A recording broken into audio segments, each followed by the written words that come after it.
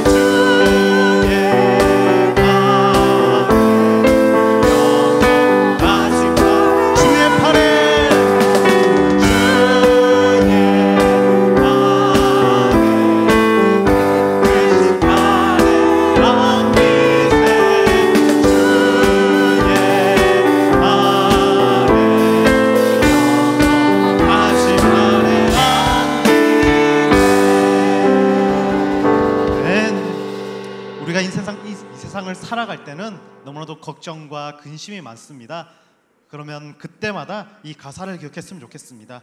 주의 친절한 팔에 안기면 세상이 줄 수 없는 행복이 우리를 휘감아 주십니다. 그리고 우리가 너무나도 피곤하고 힘들 때도 예수 그리스도와 함께하면 언제나 우리는 승리합니다.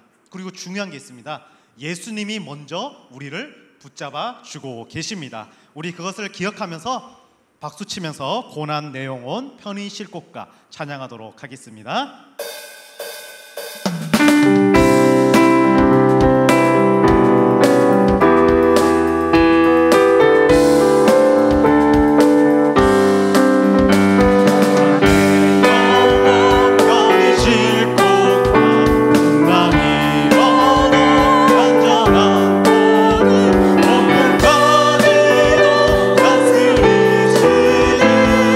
주의 영원한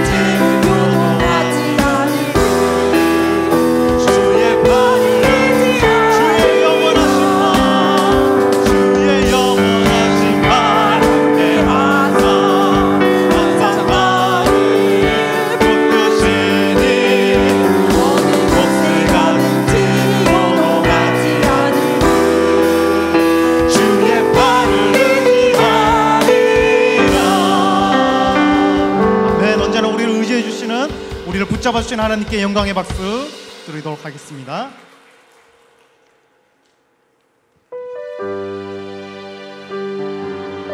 이제 마지막으로 우리 다 같이 그 사랑 찬양하며 가사를 기억하며 우리 주 예수 그리스도 앞에 우리의 마음을 집중하도록 하겠습니다.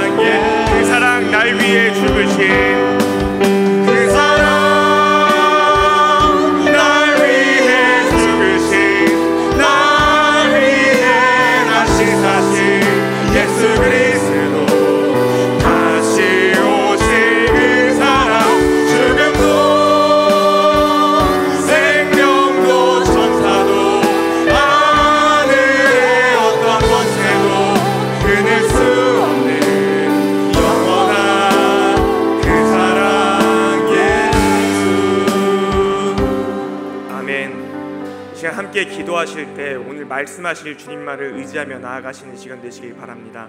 또한 이 시간 주님께서 말씀하실 줄로 믿고 나아가시기 바랍니다. 이제 믿고 기도하실 때 주님께서 함께 하실 줄로 믿고 나아가오니 이제 힘써 한 마음으로 기도하도록 하겠습니다. 주여 한번 부르시고 기도하겠습니다. 주여. 살아계신 하나님 아버지, 은혜와 사랑을 감사합니다. 오늘 주님의 은혜 가운데 나와서 우리가 기도할 때 우리가 동행하여 주시고 함께하여 주셔서 채워주시고 역사하여 주시옵소서. 우리 주님께서 이 시간 말씀하여 주시고 깨닫게 하여 주실 줄을 믿고 나아갑니다. 우리가 이 시간 주님만 믿고 의지하며 나아가오니 함께하여 주시고 동행하여 주셔서 채워주시고 역사하여 주시옵소서. 이제 우리를 누르신 뜻을 따라 우리를 사용하여 주시고 오직 주님만을 바라보며 나아갈 수 있도록 도와주시고 이끌어주시고 함께하여 주시옵소서.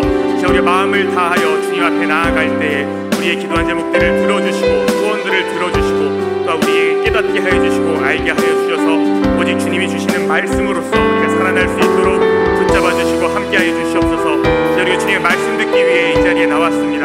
우리가 가진 것들 모두 다 내려놓고 오직 주님 한 분만을 바라보며 나아가오니 시간도 채워주시고 역사하여 주셔서 오직 주님의 역사로 가득한 시간 될 수 있도록 도와주시고 인도하여 주시고 역사하여 주시옵소서.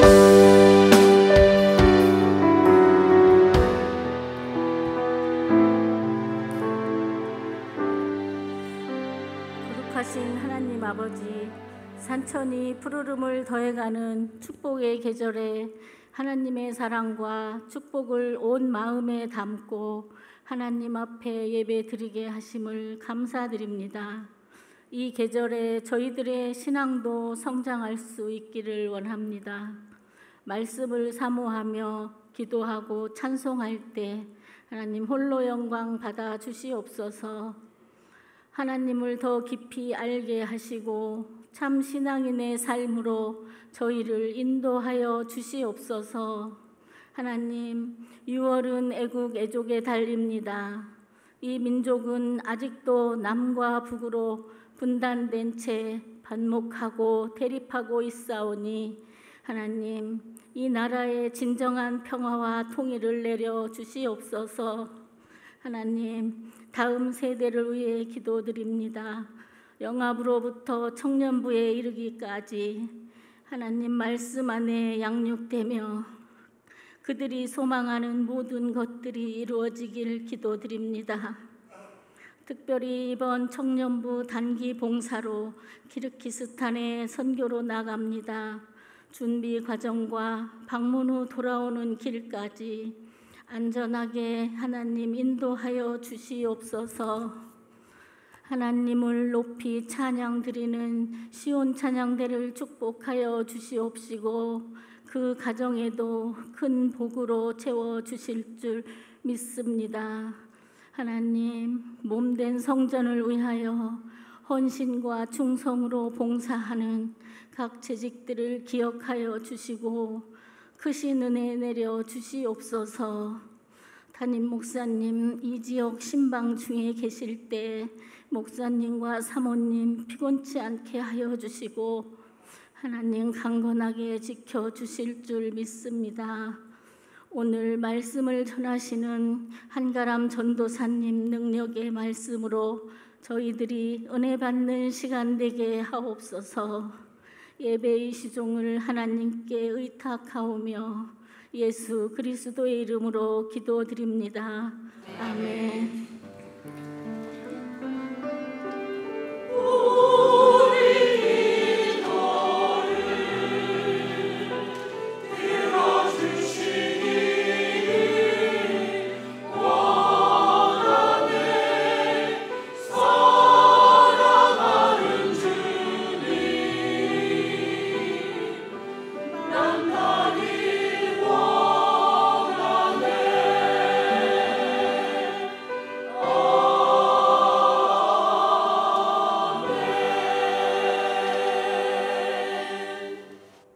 이 시간 함께 보실 말씀은 마가복음 9장 21절에서 25절 말씀입니다.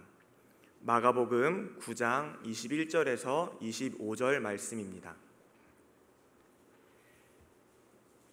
다 찾으셨으면 교독하도록 하겠습니다. 마지막 절은 함께 읽도록 하겠습니다. 제가 먼저 읽겠습니다.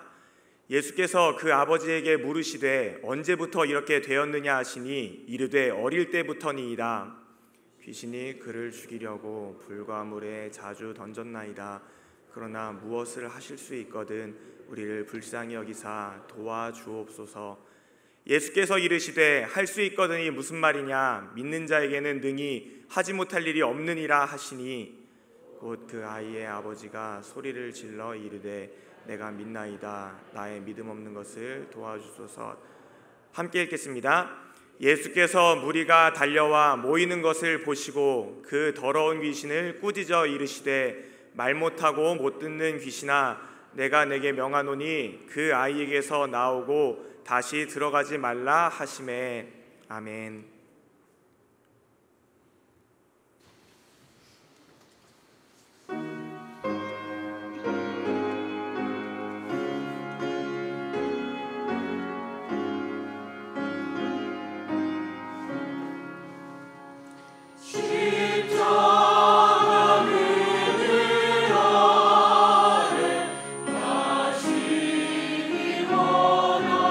원하네 저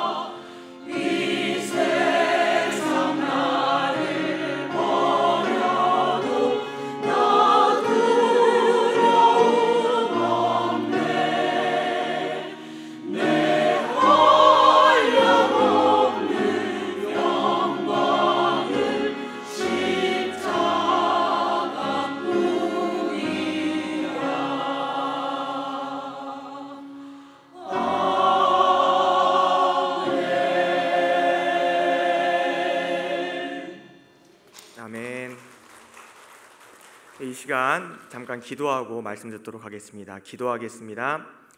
살아계신 하나님 아버지, 은혜와 사랑을 감사합니다. 오늘도 주님의 은혜 가운데 주일 오후에 모여서 귀한 예배 드릴 수 있게 하심을 감사드립니다.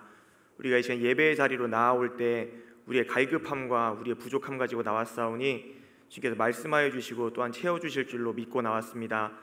이 시간 주님 나를 사용하여 주셔서 말씀 전하게 하여 주시고 오직 주님께 영광 돌릴 수 있도록 써주시고 인도하여 주시옵소서.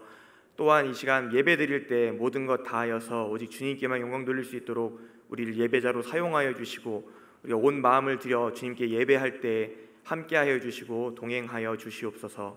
감사드리며 예수님의 이름으로 기도드렸습니다. 아멘. 네, 오늘 말씀의 제목은 언제부터 이렇게 되었느냐입니다. 언제부터 이렇게 되었느냐. 네, 오늘 본문의 말씀은요, 예수님이 한 아이에게서 귀신을 쫓아내신 내용입니다. 예수님이 공생의 기간 동안에 여러 가지 사역을 많이 하셨습니다. 복음도 전파하셨고 또 병도 고쳐주셨고 또 어려운 사람들 많이 도와주셨는데 그 중에 하나가 바로 귀신을 쫓아내는 일이었습니다. 그래서 이 오늘 본문에 등장한 이 아이도요, 예수님께서 귀신을 쫓아내시는 그런 역사를 경험하였습니다. 그래서 이 아이는 어떤 증상이 있느냐, 그 증상을 살펴보면 다음과 같습니다. 마가복음 9장 18절 상반절입니다. 네, 제가 읽겠습니다. 귀신이 어디서든지 그를 잡으면 거꾸러져 거품을 흘리며 이를 갈며 그리고 팔이 해지는지라. 아멘.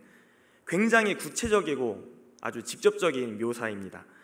그리고 또 이어지는 20절에서는요, 이건 아버지의 묘사였고 예수님께서 직접 이 아이의 증상을 보십니다. 제가 읽겠습니다. 그 아이로 심히 경련을 일으키게 하는지라 그가 땅에 엎드려져 구르며 거품을 흘리더라. 아버지가 말한 증상과 예수님께서 직접 보신 증상이 정확하게 일치했습니다. 근데 어떤 사람들은 귀신 같은 건 없고 그저 고대의 사람들이 의학적 지식이 좀 모자랐기 때문에 혹은 부족했기 때문에 질병의 원인을 초자연적인 존재에 돌렸다라고 설명을 합니다. 그래서 이런 사람들 같은 경우에는 오늘 본문에 나오는 아이가 귀신 들린 게 아니라 그저 뇌전증, 소위 간질이라고 설명을 합니다. 다시 말해서 귀신은 없고 그냥 사람들이 모르니까 설명하기 위해서 갖다 붙인 거다라고 이야기하는 것입니다. 그런데 오늘 본문에서 분명히 예수님이 귀신을 꾸짖으셨습니다. 과연 예수님께서 사람들 앞에서 일종의 쇼를 하신 걸까요?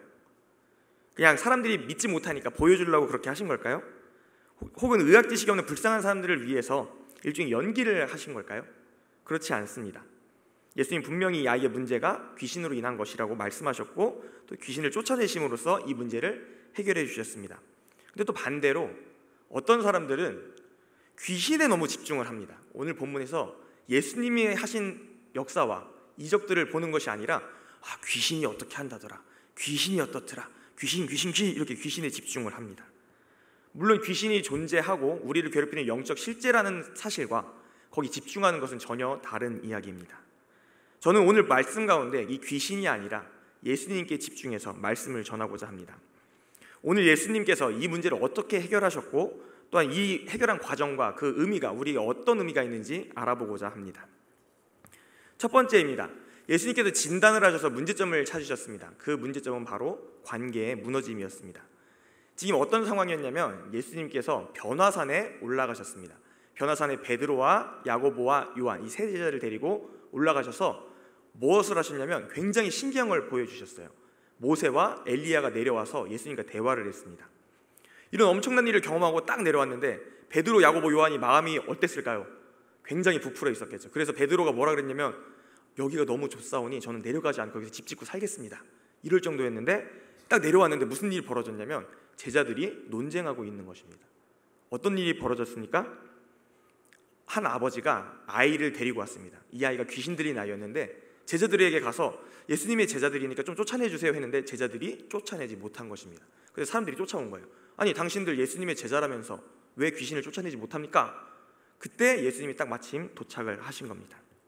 그래서 예수님께서 딱 그러셨습니다. 아이를 데려와라. 근데 예수님 앞에 아이를 데려오니까 이 아이가 바로 경련을 하면서 쓰러졌습니다. 아이와 말이 통하지 않습니다. 쓰러졌기 때문에 아이는 의식불명의 상태예요. 그래서 예수님께서 아버지에게 대신 물으셨습니다. 언제부터 이렇게 되었느냐? 그러자 아버지는 어렸을 때부터 이렇게 되었다고 말하면서 어렸을 때부터 귀신이 아이를 죽이려고 불과 물에 던졌다라고 이야기하고 있습니다. 언제부터 이렇게 되었느냐라는 말은 일종의 진단입니다. 제가 병원에 가서 의사 선생님을 만나면 제일 처음 묻는 말이 뭐죠? 언제부터 아프셨어요? 어떻게 아프세요? 딱 정확하게 맞아 떨어지는 말입니다. 예수님께서도 언제부터 이렇게 되었느냐라고 말씀하심으로써 진단을 하고 계신 겁니다. 예수님께서 이미 이 아이가 어떤 증상이 있다는 걸 아버지께 들었고 또한 직접 보셨습니다. 그래서 예수님은 진단을 내리셨습니다. 그 진단은 바로 25절의 말씀입니다.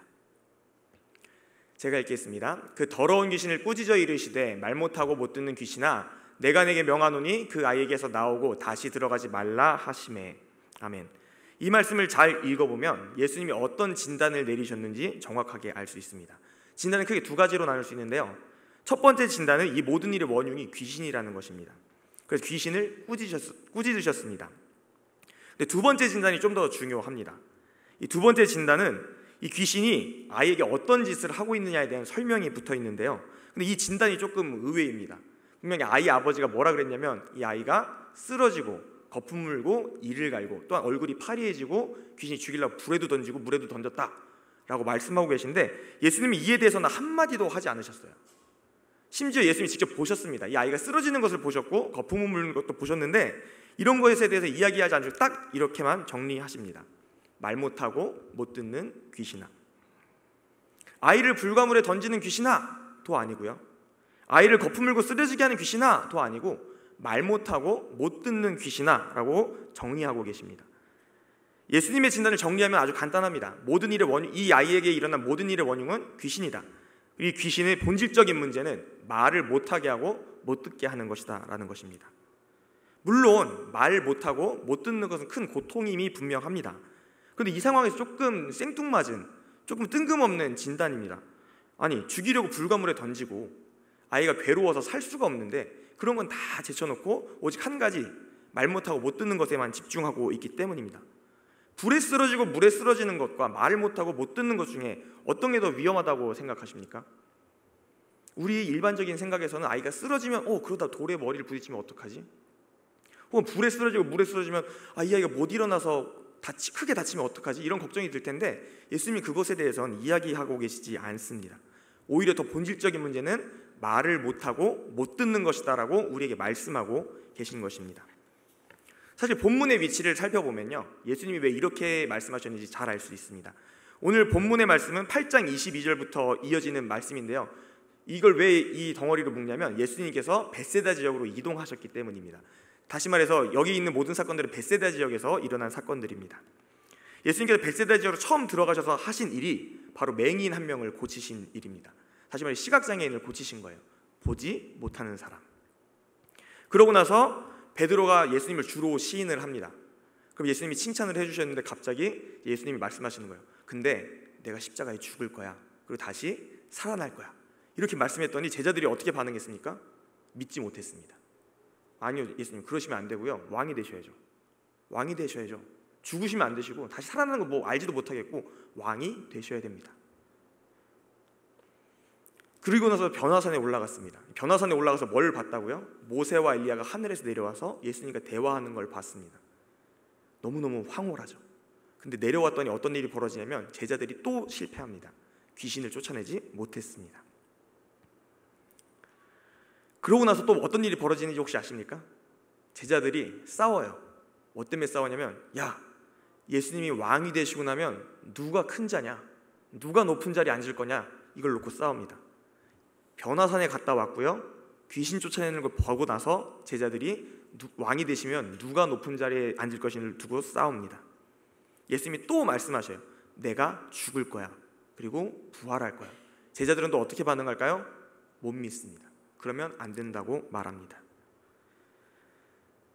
10장 35절에 넘어가면요 또 이런 일이 벌어져요. 세베대의 아들인 야고보와 요한이 예수님께 가서 예수님 이거 몰래 말씀드리는 건데요 예수님 왕 되시면 다른 사람들은 몰라도 저랑 제 동생은 꼭 써주셔야 돼요. 그러고 나서 10장 46절에서 이 벳세다에서 지역에서의 사건이 어떻게 마무리되냐면 그 유명한 맹인 바디메오를 고치면서 마무리가 됩니다.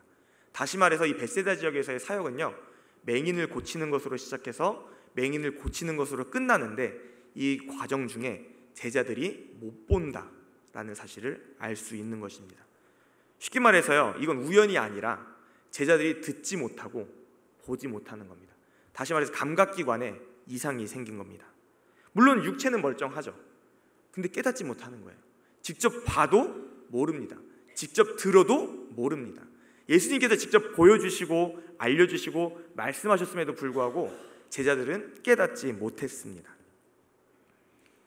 그러니까 이 아이의 문제가 못 듣고 말 못하는 귀신이라는 것은 너무 당연한 거예요.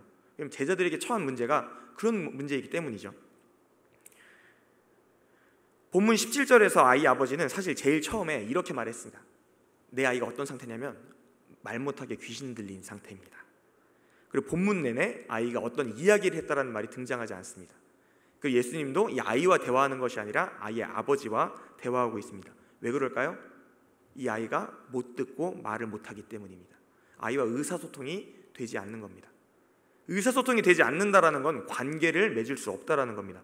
자기 힘으로 뭔가 할 수 없다라는 겁니다. 그래서 이 아이의 행동을 살펴보면요, 자기가 뭔가 한 게 없고 다 누가 데려왔다, 누가 어떻게 했다, 이것밖에 등장하지 않습니다. 자기 힘으로 뭔가 할 수가 없는 사람입니다. 입과 귀가 차단되었기 때문입니다. 언어의 문제는 굉장히 중요합니다.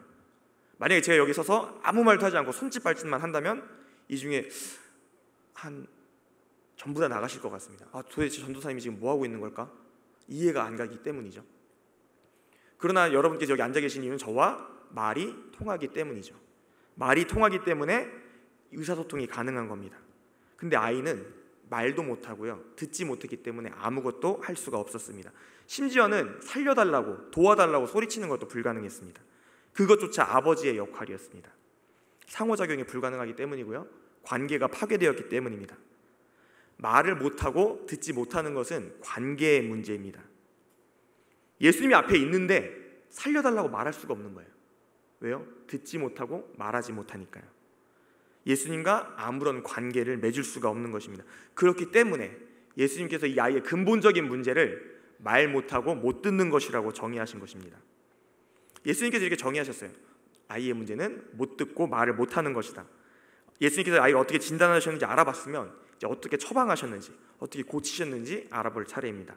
두 번째는 처방입니다. 처방은 해결책을 찾는 것이고요, 바로 관계를 회복시키는 것입니다. 예수님의 처방은 아주 간단했습니다. 귀신을 내쫓고 듣고 말하게 해서 관계를 회복하는 것입니다. 굉장히 간단하고 쉬워 보이는 일인데요, 근데 사실 이게 되게 모순적이고 역설적인 상황입니다. 어떤 점이 역설적일까요? 방금 이 아이가 어떤 상태라고 말했죠? 못 듣고 말을 못하는 상태인데 예수님은 말씀하셨다는 거예요. 이 아이에게. 이 모순적인 상황인데 예수님은 해결을 하셨습니다. 본문 25절 하반절을 다시 한번 읽도록 하겠습니다. 그 더러운 귀신을 꾸짖어 이르시되 말 못하고 못 듣는 귀신아 내가 내게 명하노니 그 아이에게서 나오고 다시 들어가지 말라 하시매, 못 듣고 말 못하는 아이에게 예수님이 말씀을 하신 거예요. 역설적인 상황이 모순적인 상황인데 어떻게 됐습니까? 문제가 해결되었습니다. 앞서 말한 바와 같이 귀신이 하는 일은 하나님과 우리 사이를 갈라놓는 거예요. 관계를 끊어놓는 것입니다. 근데 이러한 방해는요, 예수님 앞에서 아무런 소용이 없습니다. 하나님 앞으로 나아가지 못하게 막는 것이 귀신이 하는 일인데요, 예수님이 오시니까 이 일이 소용이 없는 거예요. 예수님이 말씀하시면 들리는 겁니다. 그 누구도 예수님이 하시는 말씀을 막을 수가 없기 때문입니다. 말하지도 못하고 듣지도 못했던 이 아이가 얼마나 괴로웠을지 저는 상상할 수가 없습니다. 그런데 그런 아이에게 예수님이 오셔서 말씀하실 때 이 아이의 문제가 해결되는 것입니다. 아이와 예수님 사이의 관계를 가로막던 귀신이 쫓겨나는 것입니다. 관계가 다시 회복되니까 예수님께서 이 아이의 손을 잡아서 일으키십니다. 아이 아버지는 처음에 예수님께 이렇게 말했습니다. 본문 22절 하반절입니다. 무엇을 하실 수 있거든 우리를 불쌍히 여기사 도와주옵소서. 쉽게 말해서 정말 모르겠는데 예수님 뭐 할 수 있으면 좀 도와주세요. 내가 이것도 해보고 저것도 해봤는데 아무것도 안 됐습니다. 예수님 제발 뭐라도 좀 해보세요. 그래서 23절에서 예수님은 이렇게 대답하셨습니다. 할 수 있거든이 무슨 말이냐? 믿는 자에게는 능히 하지 못할 일이 없다. 할 수 있거든? 아니야. 믿으면 할 수 있어. 이의 아버지는 믿음 없음을 고백하며 도와달라고 소리칩니다. 여기서 알 수 있는 사실은 우리가 믿는 것조차 우리의 힘으로 할 수 없다는 겁니다. 예수님께서 도와주시지 않으면 우린 믿을 수도 없는 겁니다. 왜냐하면 믿음이라는 건요, 우리가 흔히 쓰니까 헷갈리기 마련이지만 이 믿음은 동사입니다. 우리가 하나님을 믿는 것이지 우리에게 뭔가 있는 것이 아닙니다. 하나님이 없으면 우리의 믿음도 없습니다. 그렇기 때문에 예수님께 도와주시지 않으면 우리는 믿음을 가질 수가 없습니다. 믿는 것조차 자기 힘으로 할 수 없는 우리의 이 불쌍한 모습, 이 아이의 모습과 같지 않습니까? 예수님께서 이 아이에게 오셔서 말씀하시니까 아이가 쓰러져서 죽은 것처럼 되었습니다. 그런데 예수님께서 손을 잡아서 일으키시니까 아이가 섰습니다. 본문의 27절을 읽어보도록 하겠습니다. 예수께서 그 손을 잡아 일으키시니 이에 일어서니라. 사실 이 부분은 굉장히 전율이 돋는 부분이에요. 혹시 왜 그런지 아실까요? 이 아이는 이 본문 내내 한 번도 자기 힘으로, 자기 능력으로, 자기 의지로 뭔가 한 적이 없습니다. 예수님께 올 때도 아버지가 데리고 왔고요. 심지어 이제 쓰러져 있다가 예수님이 오시니까 예수님 앞에 데리고 갈 때 그 짧은 공간을 이동할 때도 누군가 끌고 왔습니다. 그리고 귀신이 잡으면 쓰러졌습니다. 거품을 물었습니다. 근데 자기 의지로 한 건 하나도 없어요. 근데 바로 이 부분에서 오로지 수동태로만 적혀있던 이 아이의 상태가 능동태로 바뀝니다. 다시 말해서 무슨 말이냐면 예수님께서 그 손을 잡아서 일으키셨을 때 이 아이가 비로소 자기 능력으로 일어섰다는 뜻입니다. 어떻게 이런 일이 가능합니까? 예수님께서 하셨기 때문입니다. 예수님께서 일으키실 때 아이가 일어섭니다. 믿음 역시 마찬가지입니다. 우리는 그저 간구할 뿐입니다. 우리 힘으로 할 수가 없어요. 우리의 믿음 없음을 고백하며 나아가야 됩니다. 주님, 우리는 할 수 없습니다. 주님, 나는 능력이 없습니다. 지금 내가 해보고자 했지만 할 수가 없었습니다. 그때 바로 우리는 주님께 구해야 되는 것입니다. 오직 예수님만이 우리의 문제를 해결할 수 있습니다. 오늘의 말씀을 들으시면서요, 만약에 나는 불에도 쓰러지지 않고 물에도 쓰러지지 않았는데 나는 거품 물면서 쓰러진 적이 없는데 라고 말씀하시면서 이 이야기는 그냥 아픈 사람에 대한 이야기지 나랑은 상관없는 이야기야 라고 생각하시면 안 됩니다. 우리가 말하지 못하고 듣지 못한다면 우린 이 아이의 상태와 다를 바가 없습니다. 우리가 여기서 말하는 말하지 못하고 듣지 못한다라는 것, 이것이 우리의 실제 육체가 말하고 듣지 못한다라는 의미는 아니라는 것을 여러분 모두 잘 아실 것입니다. 근데 또 혹시 이게 무슨 소리야? 나는 지금 교회에 나와서 예배 드리면서 말씀 들으면서 앉아 있는데 안 들린다니? 이렇게 생각하셔도 안 됩니다. 사도행전 6장에서는 어떤 사건이 벌어지냐면요, 스데반이 복음을 전하다가 잡혀갑니다. 그래서 공회에 잡혀가요. 그래서 스데반이 공회에 잡혀가서 그곳에 모인 사람들에게 설교를 했습니다.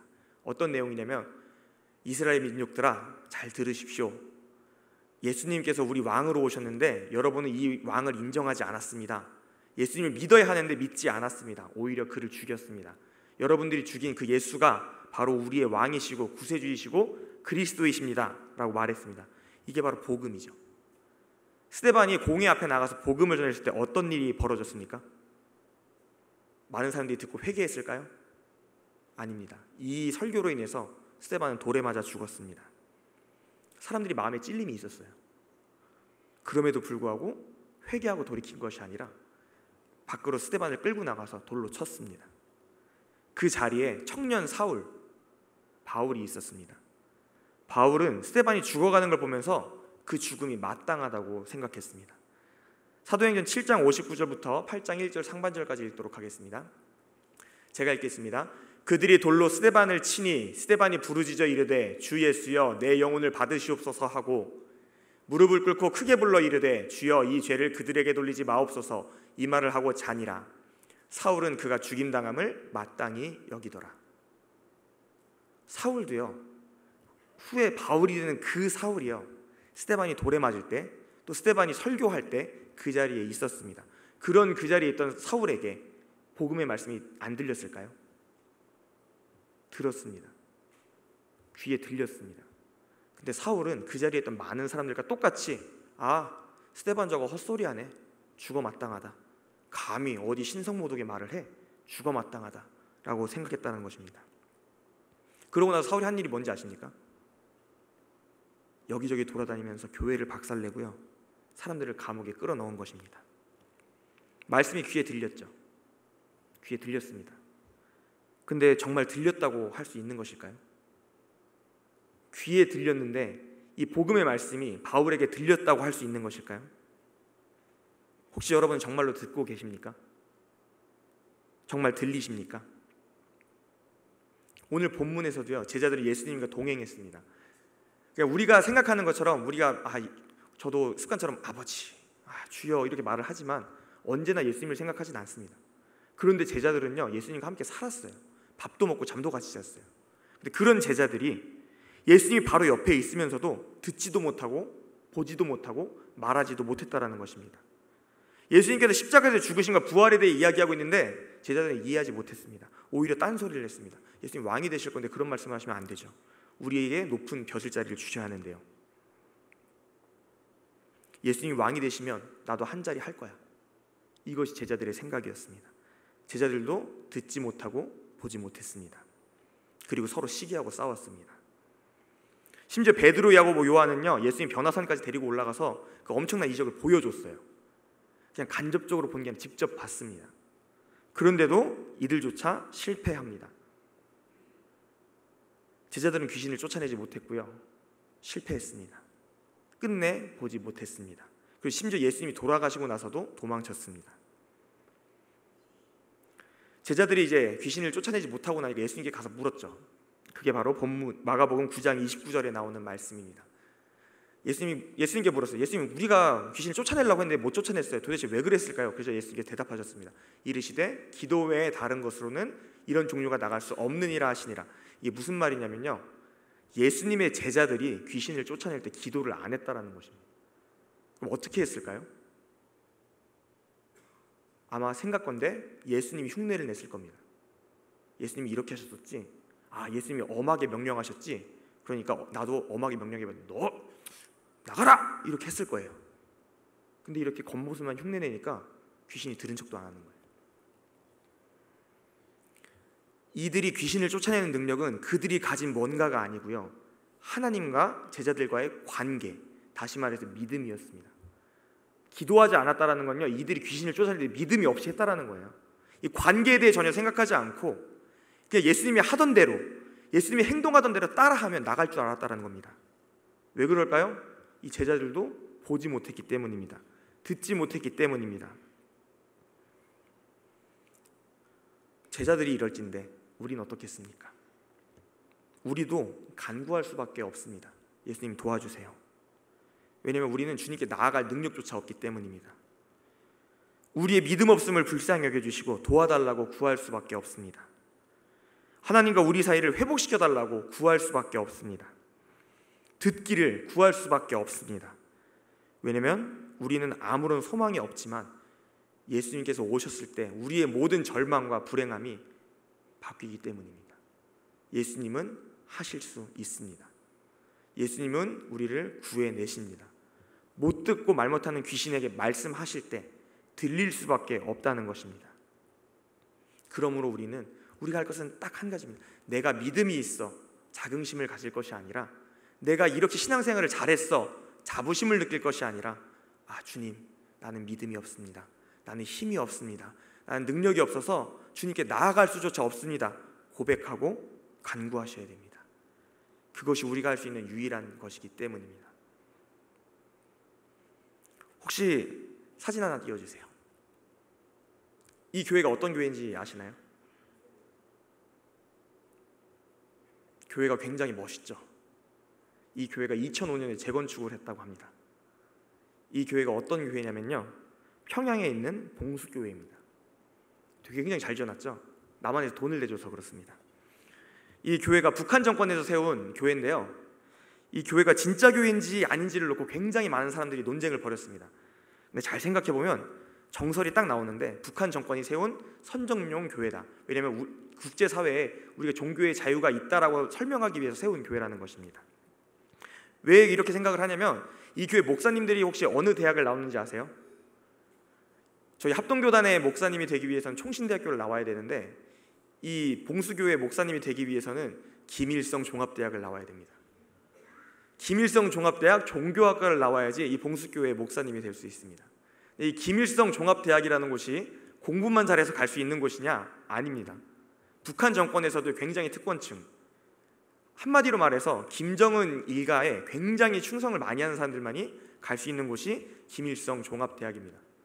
근데 이런 사람들이 지금까지 고등학교 3학년까지 김일성 수령님 만세 하던 사람들이 갑자기 김일성 종합대학 종교학과 들어가서 마음에 회심이 일어나서 예수님이 나의 구주십니다라고 할 수 있겠습니까?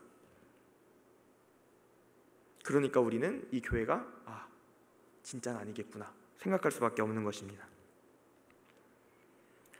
쉽게 말해서요, 이 교회 목사님들은 예수님을 안 믿습니다. 제가 어렸을 때 다큐멘터리를 본 기억이 나는데요, 북한에 갔어요. 그래서 봉수교회에 갔습니다. 거기서 굉장히 멋들어지게 찬송가 부르고 저기 성가대도 딱 있고 예배를 끝냈습니다. 딱 나와서 목사님이랑 인터뷰를 합니다. 목사님 예수님 믿으십니까? 이 목사님 뭐라 그랬는지 아세요? 예수님이 바로 김일성 수령님이십니다. 하나님 믿으신다고요? 아니요, 하나님이 바로 김일성 수령님이십니다. 충격이었습니다. 목사님인데 하나님이 김일성 수령님이라고 말도 안 되는 소리를 하고 있네. 근데 이게 북한의 실상입니다. 쉽게 말해서요, 봉수교회에 가면요 예배를 드려요. 오늘도 아마 드렸을 겁니다. 10시에. 왜 드릴까요? 밖에 선전하기 위해서. 혹은 외국인들이 돈 내고 왔을 때 외국에 기독교인들이 많이 들어온다고 해요. 그럼 가서 예배 드리라고 북한 사람들 좀 세워주고 가짜 예배를 드리는 겁니다. 이 봉수교회는요 돈 내고 가면 예배 드릴 수 있습니다. 가짜 교회에서 가짜 목사님이 가짜 성도들을 데리고 가짜 예배를 드리고 있습니다. 굉장히 웃기죠? 근데 이 교회에서요 굉장히 이상한 일이 벌어졌습니다. 실제로 유명한 탈북자가 증언한 내용인데요, 공식 예배 시간이 아닌데 사람들이 서성거려요. 교회 주변에. 그 사람들 쫓아가오면 흥얼흥얼 뭔가 부르는데 찬송가입니다. 그러니까 북한 정권이 당황했어요. 왜 당황할까요? 분명히 가짜 목사를 세워서 가짜 성도들을 채워서 가짜 예배를 드렸는데 그중에 진짜가 나오기 시작한 겁니다. 그래서 사람들이 싹 갈아버렸어요. 야, 이거 큰일 나겠다. 이런 놀라운 일이 벌어지는 것이 바로 말씀의 능력입니다. 예수님의 말씀은요 그냥 힘없는 말씀이 아니고요, 그냥 들리는 소리가 아니고요, 이 가짜 목사가 가짜 교회에서 가짜 성도들에게 말하는데 이 중에 진짜가 생겨나는 거예요. 이게 말씀의 능력입니다. 말씀이 전해질 때 여기 서 있는 누군가는 전혀 중요하지 않습니다. 제가 여러분들이 보기에 굉장히 연소하고 또 별로 잘나 보이는 거 없을지라도 상관없습니다. 하나님이 말씀하십니다. 말씀의 능력이 있습니다. 제 능력이 아니고요, 말씀의 능력이 있습니다. 이 말씀이 전해질 때, 여러분의 귀에 들릴 때, 육신의 귀가 아니고 우리 마음의 귀에 들릴 때 이 말씀은 역사를 일으킵니다. 그 심령에 들립니다. 변화시킵니다. 파괴된 관계를 복구시키십니다. 우리의 모든 문제를 해결해 주십니다. 이 속에 피상적인 얘기가 아니고요, 현실적인 문제입니다. 사랑하는 성도 여러분, 예수님의 말씀이 들리십니까? 예수님과 함께 하십니까? 우리는 이 시간에도 예수님께 간구해야 됩니다. 주여, 우리의 믿음 없음을 불쌍히 여겨주시고 우리에게 말씀하여 주셔서 간구해야 됩니다. 그것이 우리가 할 수 있는 유일한 것입니다. 말씀에는 능력이 있습니다. 나는 할 수 없지만, 나는 아무것도 가진 것이 없지만 이 말씀에 능력이 있기 때문에, 이 말씀이 살아있기 때문에 우리 안에서 역사가 일어나고 우리 삶을 변화시킵니다. 그리고 그것이 바로 우리가 할 수 있는 유일한 것입니다. 우리가 가진 믿음은요, 아까도 말했다시피 우리 안에 뭔가 품성, 성품이 아니라요, 하나님과 우리의 관계입니다. 이 관계를 회복시켜야 됩니다. 오늘 되돌아보셔야 됩니다. 오늘 스스로 진단해 보셔야 됩니다. 언제부터 이렇게 되었지? 생각해 보셔야 됩니다. 늘 자신을 되돌아보면서 간구함으로 나아가는 우리 상도질교회 성도들 되시기 바랍니다. 정리화면 보도록 하겠습니다. 첫 번째 주제는 진단, 문제점입니다. 문제점은 바로 관계의 무너짐이었습니다. 이 관계의 무너짐을 어떻게 해결할까요? 두 번째 처방은 해결책입니다. 바로 관계를 회복시킵니다. 예수님께서 말씀하실 때 이 관계가 회복되었습니다. 예수님께서 말씀하실 때 믿음이 생겼습니다. 예수님께서 말씀하실 때 변화가 일어났습니다. 그리고 이 믿음은요, 우리 안에 무언가가 아니라 하나님과 나 사이의 관계입니다. 이 사실을 늘 기억하셔야 됩니다. 이 사실을 늘 돌아보셔야 됩니다. 늘 언제나 언제부터 이렇게 되었지 생각하셔야 됩니다. 기도하겠습니다. 살아계신 하나님 아버지, 은혜와 사랑을 감사합니다. 오늘도 주님의 은혜 가운데 우리가 모여서 말씀 들었습니다. 우리가 이 말씀 들을 때 우리의 힘과 능력으로는 아무것도 할 수 없음을 고백합니다. 저 우리의 믿음조차도 우리의 능력으로는 가질 수 없사오니 저 불쌍히 여겨주시고 함께하여 주셔서 우리의 간구함을 들어주시옵소서. 우리가 기도하는 이 시간에 함께하여 주시고 채워주셔서 오직 우리에게 믿음을 더하여 주시고 능력을 더하여 주셔서 주님 앞에 나아갈 수 있도록 함께하여 주시고 동행하여 주시옵소서. 감사드리며 예수님의 이름으로 기도드렸습니다. 아멘.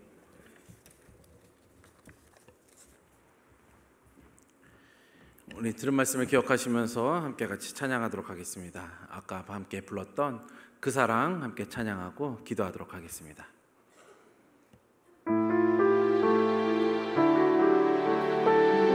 아버지 사랑 내가 노래해.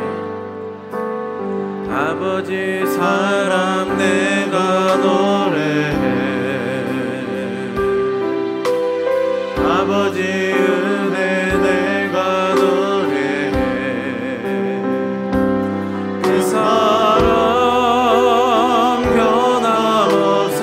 변함없으신 거짓 없으신 성실하신 그 사랑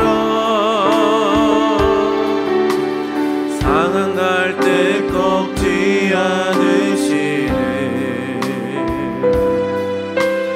어져가는 등불 끄지 않네. 그 사랑 변함없으신 거짓 없으신 성실하신 그 사랑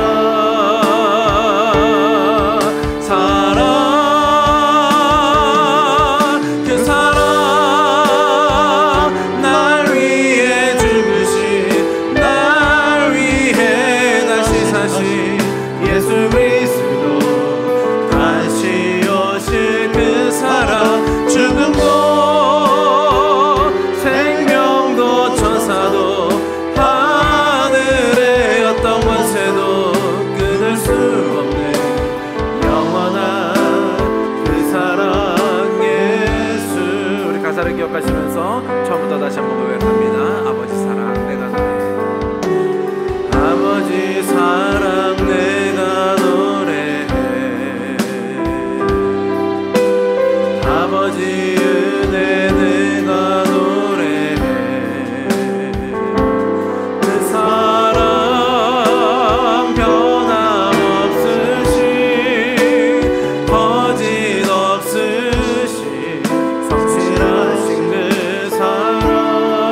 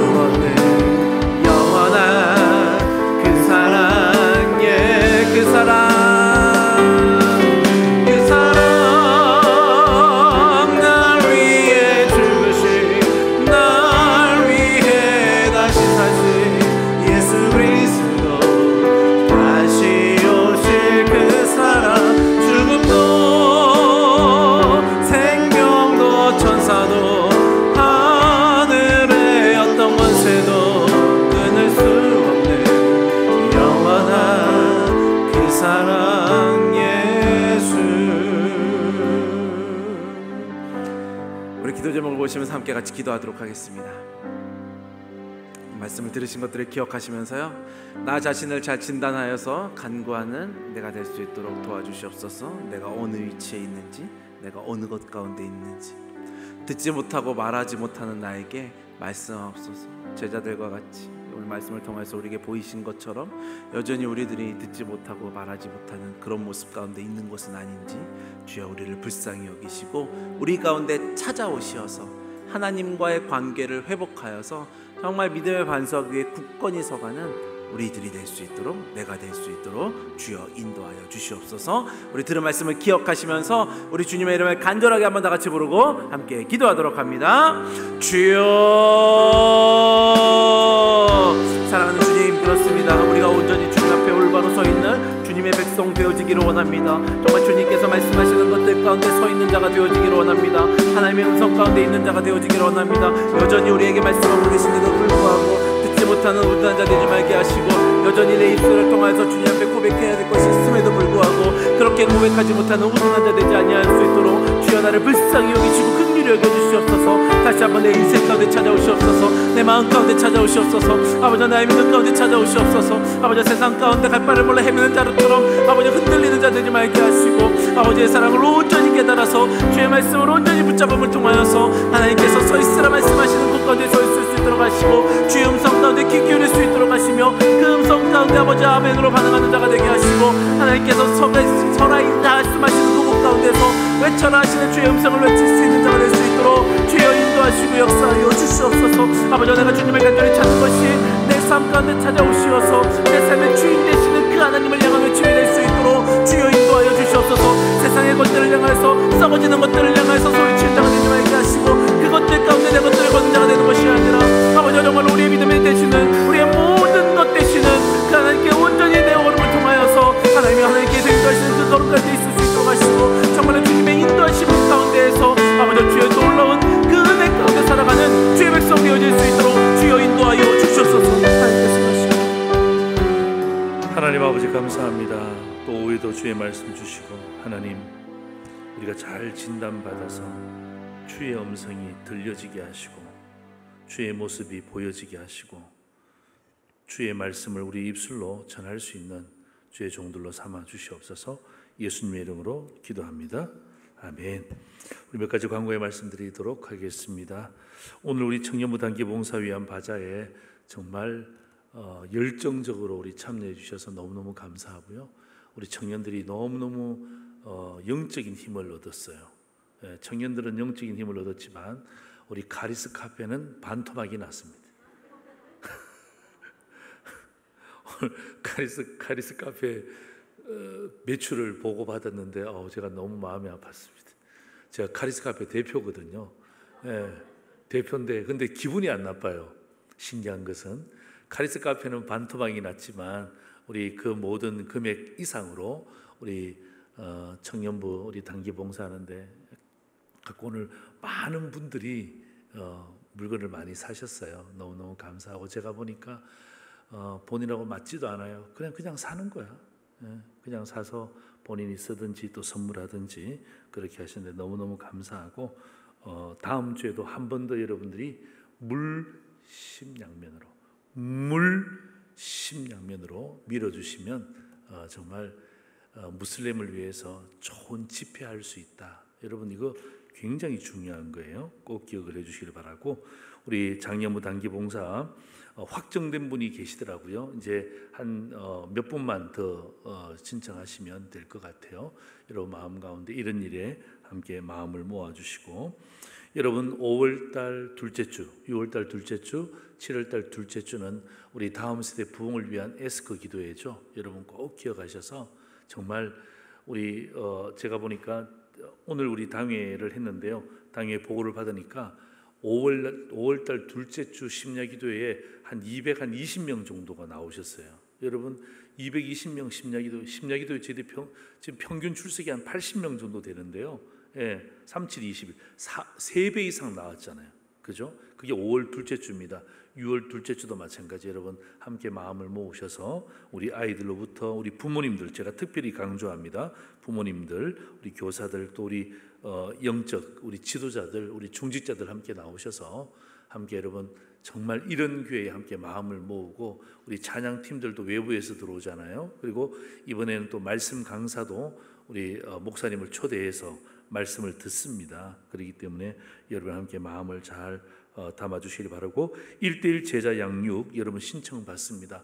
혹시 여러분 주위에 이렇게 받아야 되는데 못 받으신 분이 있으면 우리 받으신 분들이 잘 전달하셔서 우리 교회는 꼭 1:1 제자 양육을 받으셔야 담임 목사와 함께하는 제자 훈련에 참여할 수 있습니다. 그래서 여러분들이 우리 윤석철 목사님이든 유병호 집사님이든 꼭 전달해서 여러분 16주간입니다. 굉장히 긴 시간 같지만 우리 인생에 별로 길지 않습니다. 함께 여러분 도전하시고 또 여러분이 그분들에게 도전을 잘 주시면 좋을 것 같습니다. 그리고 오늘 2부 예배 마치고 저희 교회 한 분이 등록을 하셨어요. 등록을 하셨는데 여러분 82세입니다. 42년생입니다. 42년생 82세 어르신인데 외형은 80세로 보이진 않아요. 한 70세 정도밖에 보이지 않는데 그분이 82년 만에 교회를 처음 나오셨어요. 82년 만에. 그런데 여러분 교회를 나온 이유가 상도제일교회 담임 목사 설교가 너무 좋아서 나온 게 아니고 우리가 화목한 전도회를 했잖아요. 화목한 전도팀에서 전도를 했는데 이게 하나님의 타이밍이라는 게 뭐냐면요. 화목한 전도팀에서 전도를 딱 했죠. 이분이 구남매의 맞이예요. 모든 제사 다 드렸습니다. 이제 남편도 3년 전에 돌아가셨어요. 그리고 이제 이거 다 없애고 난 다음에 그가 문득 이런 생각 들었대요. 나 이제 교회 나가야 돼. 나 이제 교회 나가야 돼. 그런 생각하는 찰나에 우리 화목한 전도팀에서 전도하니까 어느 교회 나갈까 고민하다가 길거리 오시다가 딱 만난 거예요. 그래서 내가 교회 나가겠습니다. 지난주 목요일 날 교회 나가겠습니다 하고 난 다음에 이번 주일날 나와서 딱 등록까지 한 거예요. 얼마나 감사한지 몰라요. 그래서 여러분 제가 이 말씀을 왜 드리냐면 여러분 우리 화목한 전도팀들 여기도 앉아 계시는데요. 여러분 하나님이 언제 부를지 아무도 모릅니다. 그죠? 우리 화목한 전도팀을 우리 박수로 한번 격려 한번 할까요? 감사합니다. 너무너무 고마웠어요. 어떤 남자도 나온다고 했는데 그분은 아직 안 보인대요. 그분을 추적해야 됩니다. 추적해서 나올 수 있도록 너무너무 감사하고 여러분 꼭 기도해 주시고 그리고 우리 신경섭 권사님이 병원에 입원하셨습니다. 제가 토요일 날 보고를 받고 난 다음에 제가 꼭 가봐야 되겠다는 생각이 들어서 가보니까 그냥 침대에 누워 계시는데요. 화장실도 못 가세요. 식사도 못 하세요. 정말 너무너무 가슴이 아파요. 그래서 우리 권사님한테 이제 이렇게도 이야기하고 저렇게도 이야기해서 잘 설득을 해서 본인이 가고 싶어하는 병원에서는 신경섭 권사님 보고 오지 말라고 해서 마음이 너무 상해서 못 가시는 거예요. 그래서 다른 병원으로 해서 지금 양지병원에 입원해 계십니다. 핵심이 뭐냐면 이 척추뼈가 골절이 되었다고 합니다. 그래서 특별히 우리 어르신들은 막 무거운 것들 안 들었으면 좋겠어요. 무거운 것들. 골다공증 약도 드시는데 그래서 문제가 생겨서 지금 병원에 입원해 계시는데 화장실도 못 가시고 못 드시고 하시니까 너무너무 고통스러워 하시더라고요. 배가 너무 아프대요. 배가. 속을 비우지 못하니까 너무너무 고통스러워 하시더라고요. 그래서 여러분 우리 생각나는 대로 우리 신경석 권사님을 위해서 여러분들이 꼭 기도해 주시고 또 아시는 분들은 이렇게 전화라도 해서 또 힘이라도 좀 실어 주셨으면 좋을 것 같습니다. 제가 휴가 가지만은 여러분이 저를 위해서도 기도해 주시고 저도 교회를 위해서 함께 기도하고 합력하여 선을 이룰 수 있도록 그렇게 하겠습니다. 기도하겠습니다. 하나님 아버지 고맙습니다. 오늘도 우리 전사님을 통해서 주의 말씀을 듣게 하시고 주의 말씀의 진단 앞에 우리를 올려놓게 하신 것 감사합니다. 하나님, 우리가 잘 진단받고 그 진단에 걸맞는 해결책을 부여받게 하시고 하나님, 우리가 성경을 통해서 요즘에 새벽에 에스더 말씀을 통해서 주의 말씀이 우리 귀에 들려지게 하시고 주의 말씀대로 살아가게 하시고 주의 말씀대로 실천하는 상도제일의 주의 종들 되게 하여 주옵소서. 하나님 키르기즈스탄, 인도네시아 하나님 단기 봉사팀들을 주님께서 기억하여 주시고 오늘도 하나님 새로 등록한 그 가정에 그 어머니로부터 하나님 이남 일녀가 복음의 빛을 경험할 수 있도록 도와주시고 오늘도 하나님 교회 오고 싶지만 오지 못한 채 하나님 병원에 계시는 우리 신군사님 주님께서 불쌍히 여겨주시고 그의 마음을 위로하여 주옵소서. 지금은 우리의 삶의 주인이 되시고 중심이 되시는 우리 구주 예수 그리스도의 놀라우신 은혜와 하나님 아버지의 말로 닿을 수 없는 그 놀라운 역사 위로 충만 교통하심이 오늘도 말씀을 듣고 돌아가는 주의 성도들 머리 위에 한 주간 주의 말씀대로 살아 승리하기를 소망하는 주의 종들 머리 위에 특별히 6월 애국 애족의 달을 맞이하여서 올바른 나라 사랑을 하기를 결단하는 주의 종들 머리 위에 지금부터 영원토록 항상 함께 있을지어다. 아멘.